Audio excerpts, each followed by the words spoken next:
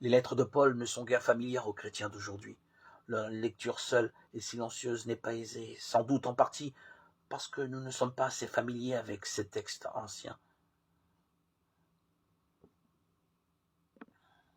Les textes bibliques et les lettres de Paul en particulier peuvent être lus de trois façons. Elles sont chacune indispensables et interdépendantes les unes des autres.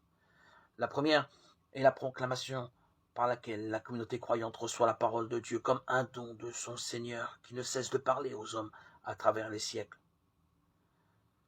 Par ce mode de lecture, nous professons sa foi en l'inspiration des Écritures, foi qui détermine notre compréhension des textes quand nous lisons comme disciples de Jésus. La lecture personnelle ensuite, ou méditation, permet de vivre une rencontre personnelle avec Jésus-Christ, Verbe de Dieu, fait chair, qui prend également corps dans les Écritures. Cette lecture se laisse inspirer et se nourrit du regard des frères. La lecture fraternelle enfin, sous des formes variées.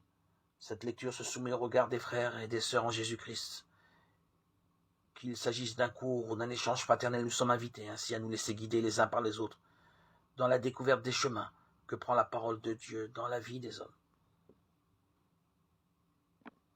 Avec ces trois modalités de lecture, nous pouvons interpréter la Bible comme une parole par laquelle le Seigneur s'adresse aux hommes et aux femmes de notre temps. Et cette capacité est un don de l'Esprit. Il ne s'agit pas d'une compréhension personnelle. Elle doit être vécue